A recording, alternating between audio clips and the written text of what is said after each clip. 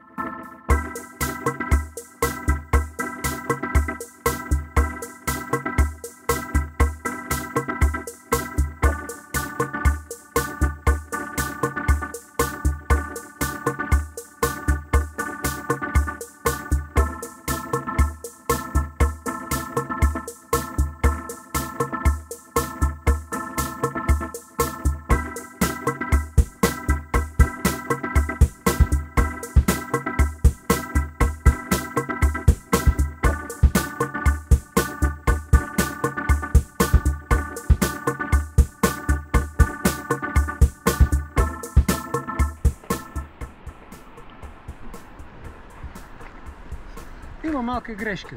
Екопътеката не е от туристическото дружество. Идеята беше на стария председател да се направи беседка горе на платото над долния водопад. Но там нито може да видиш долния водопад, то отдолу се вижда, а за горните те не беха и чули.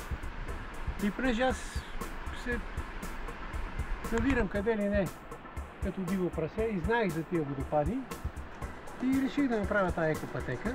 Но пътеката, ако не ви звучи нескромно, е мое дело и на сина ми. Само беседката горе на дружеството.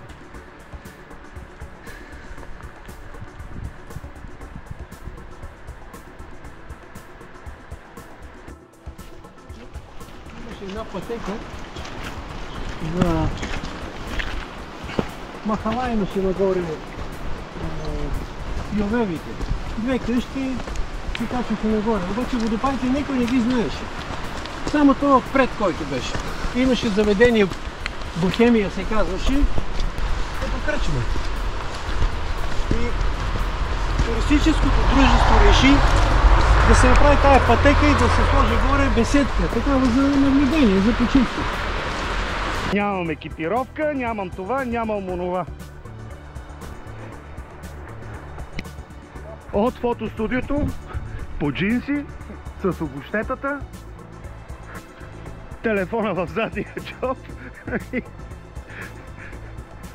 Това е. Но само тук е по-стръмно, нататък е равно вече. Има много хубава гледка надолу към Рил. Черното. Въглища? Това са въглища, това ако запалиш ще гори. Това тук. Виждаш ли го? Да. Ето го. И оттатък има, обаче не ги издаваме, защото ще дойдат тук и да... Ето го, точно, гледай, то са хубави въглища си. Казва легендата за молитвената скала. На времето като ученици идвам с някое гадже тук. Ще ти я покажа после скалата. Тя е като навес така. И почваш да я убеждаваш. Мацката да ти пусне, молиш и си. Половин час си се молиш. И тя, като кандиса накрая, па и хареса, след това тя те моли да я повториш.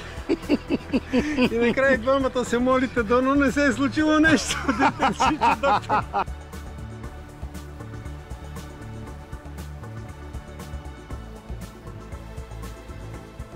Бохемия.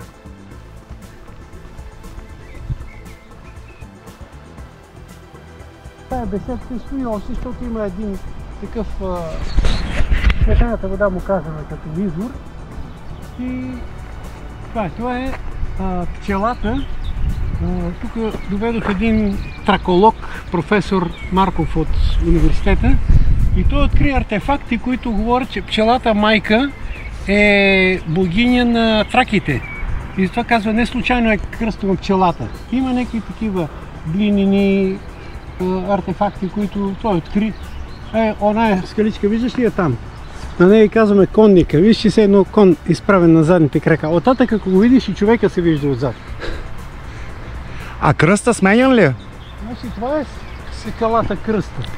След това сложиха нов кръст там, понеже ги мързеше да ги качат отгоре върху истинската скала и направиха нов кръст там, но това е скалата кръста, за която ти казах, че Свети Иван е анатемосал гарваните, които са го преследвали да го издадат, че се усамотява тук в Великата Рилска пустиня. Прилича ми малко на скалите на Метеора в Гърция, само че ги нямаме тия манастири тук върху скалите.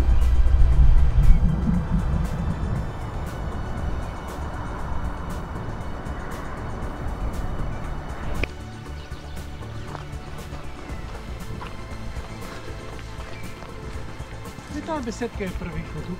Ела да виж.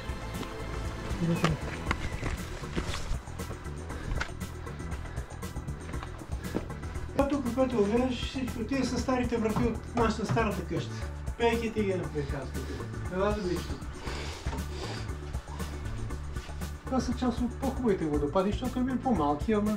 Твои ли са снимките? Мои са такой. Аз децата си правих самите едни снимки да има да направя. Айде, де. Ето това корито тук, това беше председател на дружеството. И това корито отвънка, което го гледаш, с един кон го измъкнахме, защото беше много тежко. И с един кон, лонга нагоре. Ето ти тук. Виж, един от дарителите и... Една вечер се кача тук, като работех по водопадите нагоре. И гледам две германки си легнали тук, при вечер. Викам, опа, какво става тук, бе? Я да ви таксувам вас, а? Ich habe nicht gut geschlafen, ja? Ja, wunderbar.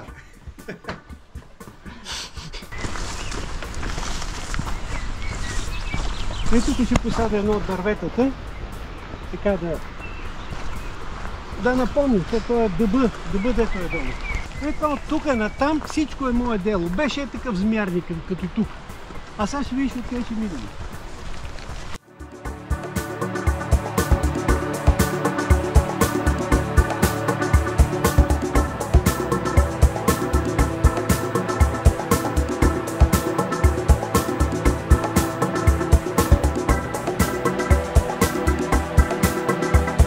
От тук всичко, което ще видиш на мълчета, въжета, катерушки, стълби, всичко е...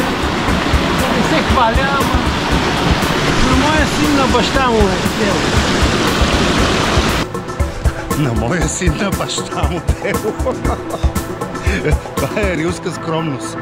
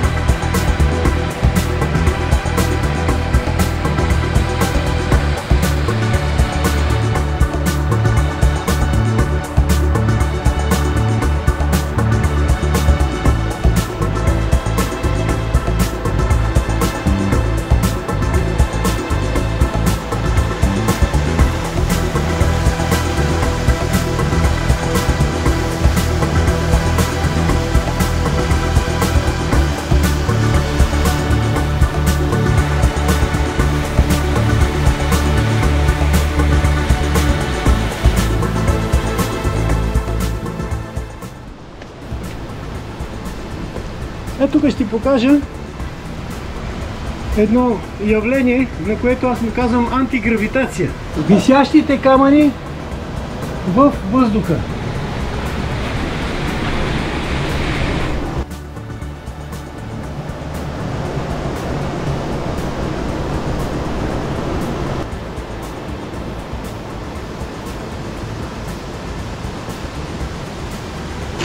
тук му слагах една... Трябва много въже, бе, човек. Една тръбичка му слагах тук, за да не се протрива. Колко да паднеш? 5 метра няма, бе, типа.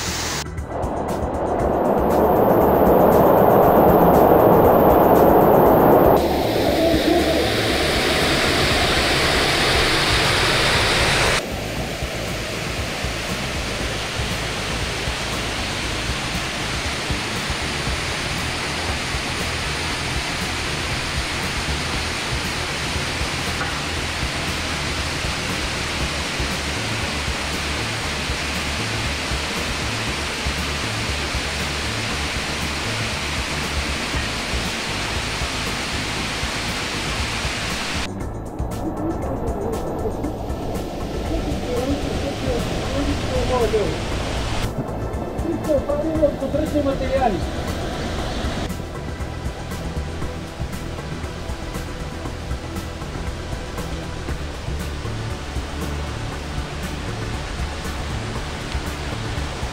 Вау!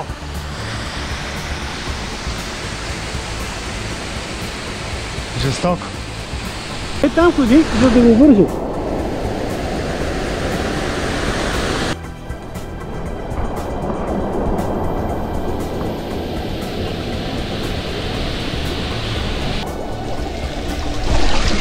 Тук си виждам до това.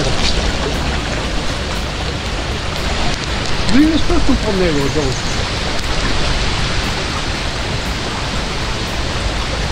Здраве си, гледай, тук красота.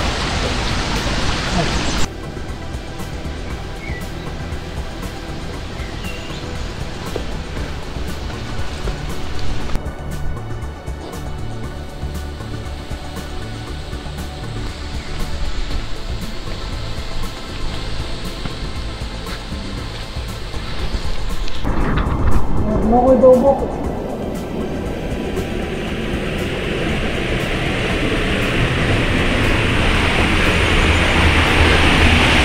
Той е най-високият водопад, защото е дълбоко, тук трябва да се сбутуши да влезеш. Да. Там се къпехме той е най-висок. И му казваме гълъбарника, на времето имаше диви гълъби, тук гнездеха горе в това, в пещерите.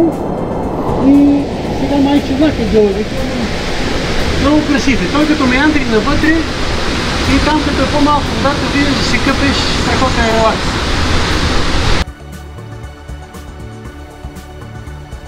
Следващото нещо, което ще направим с моя син, защото той ми е единствено акъла. Ето тук да пуснем една пътека до оная скала горе. Виждаш ли кръглата? Има страхотен изглед отгоре към цялата панорама, към кръста, към върховете горе, калинските и към Рила се вижда оттам. Тук една пътека, колко му е за един-два дена ще я направим.